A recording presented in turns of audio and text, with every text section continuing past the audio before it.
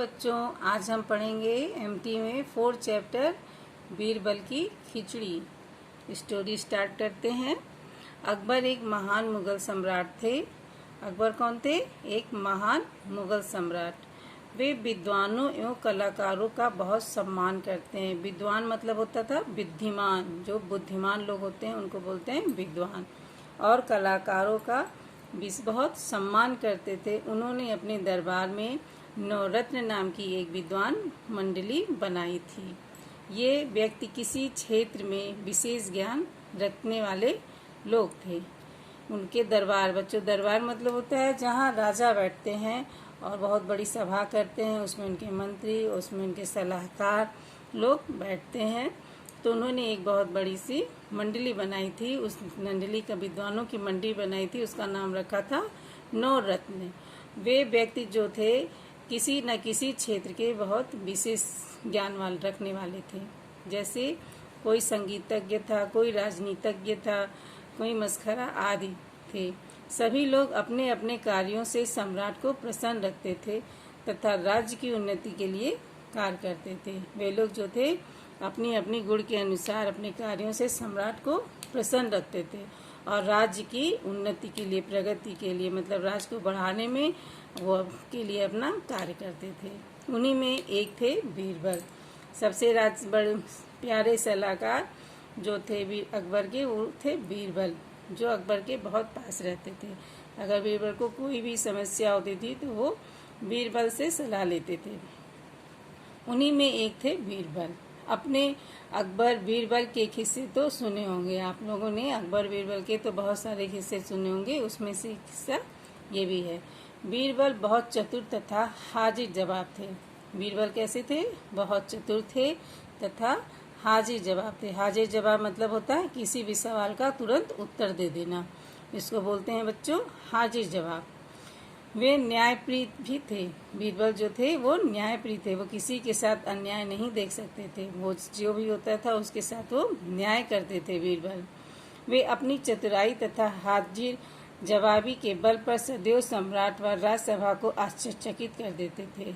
जो बीरबल थे वो इतने बुद्धिमान थे, इतने चतुर थे कि अपने हाजिर जवाबी और अपनी बुद्धिमत्ता से जो सम्राट तथा पूरी राजसभा को आश्चर्यचकित कर देते थे, मतलब चौंका देते थे।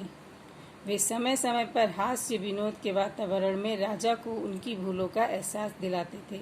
बीरबल जो थे वो समय समय पर हास्य विनोद मतलब बातचीत में, हंसी मजाक में राजा अगर से कोई गलती हो जाती थी तो उनकी भूल का वो एहसास दिलाते थे राजा को। राजा कौन थे? अकबर। अकबर से अगर कोई गलती हो जाती थी भूलवश, तो अकबर जो है, बीरबल जो थे वो अकबर को उस भूल का एहसास दिलाते थे। गलत कार्यों में सुधार के लिए प्रयास करते थे।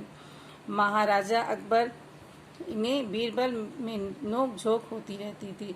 जो महाराजा अकबर थे और बीरबल थे, उन दोनों में आपस में अक्सर नोक झोंक होती रहती थी। बीरबल अपनी बुद्धिमानी व चतुराई के बल पर सदैव महाराज अकबर को हरा देते थे। बीरबल जो थे बुद्धिमान और चतुर बहुत थे। वो नोक झोंक जब भी होती थी उसमें वो महाराज अकबर को जो होते थे हरा देते थे। एक बार की बात है, बहुत ठंडा मौसम था। एक समय की बात है, समय कैसा था? बहुत ठंडा मौसम। ये ठंडक का मौसम था। सर्द हवाएं चल रही थी। महाराज अकबर बीरबल के साथ एक गांव से गुजर रहे थे।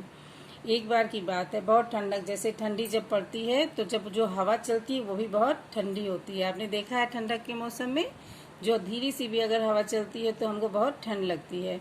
तो महाराजा अकबर जो है उसी ठंड मौसम में बीरबल के साथ एक गांव से गुजर रहे थे, जा रहे थे। गांव के लोग चौपाल पर बैठे गप्पे मार रहे थे। जैसे 4-5 लोग एक साथ बैठ जाते हैं, उसी को बोलते हैं चौपाल। बैठ के बातचीत करते हैं, गप्पे करते हैं, तो उसी को बोलते हैं चौपाल। तो कुछ लोग वहाँ पे बैठ करके गप्पे मार रहे थे। उनमें से एक वृद्ध ब्राह्मण भी था। एक बूढ़ा, वृद्ध मीन्स होता है बूढ़ा। एक बूढ़ा ब्राह्मण भी था जो कह रहा था कि वह रात भर यमुना के पानी में खड़ा रह सकता है। जब राजा जो है बीरबल के साथ गांव में घूम रहे थे तो उन्होंने चौपाल पे कई सारे लोग बैठे थे, उसमें वहाँ पे राजा भी पहुँच गए। उनमें से एक बूढ़ा ब्राह्मण था, वो लोगों से कह रहा था कि मैं रात भर जो है यमुना के पानी में खड़ा रह सकता हूँ। अकबर ने यह बात सुन ली। अकबर को इस पर यकीन नहीं हुआ। उन्होंने ब्राह्मण को अपने पास बुलाया। जब जो राजा अकबर हैं, उन्होंने जब यह बात ब्राह्मण की सुनी कि वो रात भर यमुना में खड़ा रह सकता है, तो राजा अकबर को जो होता है विश्वास नहीं होता है, तो वह सुबह जो होता है ब्राह्मण को अपने पास बुलाते हैं। कहते हैं यदि तुम सारी रात यमुना के पानी में खड़े होकर दिखा दो तो मैं तुम्हें 200 सोने की मोहरें इनाम में दूंगा।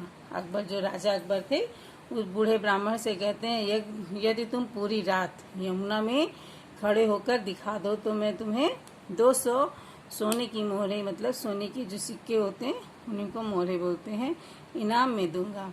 ब्राह्मण राजी हो गया। ब्राह्मण अगली पूरी रात यमुना के ठंडे पानी में खड़ा रहा। सुबह होने पर वह महाराज के पास इनाम लेने के लिए पहुंचा। अकबर ने ब्राह्मण से पूछा, तुम किस प्रकार सारी रात यमुना के ठंडे पानी में खड़े रहे? जब ब्राह्मण ने अपनी शर्त पूरी कर ली, यमुना में रात भर खड़ा होकर के जब सुबह इनाम के लिए अकबर के पास पहुंचा, महाराजा के पास, तो महाराज ने पूछा कि तुमने किस प्रकार सारी रात यमुना के ठंडे पानी में खड़े रहे? ब्राह्मण ने हाथ जोड़कर जवाब दिया, महाराज आपके राजमहल से दीपक की रोशनी आ रही थी, मैं सारी रात उसे देख रहा था और उसी तरह रात कट गया। तो ये ब्राह्मण ने कहा कि आपके राजमहल से एक दीपक की रोशनी आ रही थी, मैं वही पूरी रात देखते देखते सारी रात यमुना में खड़ा रहा और मेरी रात कट गई। तो अकबर ने कहा, तो तुम सारी रात हमारी दीपक की गर्मी लेते रहे, तभी तो तुम सारी रात ठंडे पानी में खड़े हो सके। अकबर ने उसकी जो है उसको गलत ठहरा दिया, कहा कि तुमने तो इस दीपक का सहारा लिया और तुमने मेरे जो रात भर दीपक जलता रहा उसी के सहारे तुम रात भर खड़े रहे, जिससे तुम्हें ठंडे पानी में खड़े हो सके। तुम इनाम के हकदार नहीं हो। उन्होंने कहा कि तुमने चीटिंग किया है, तुम इनाम के हकदार नहीं हो।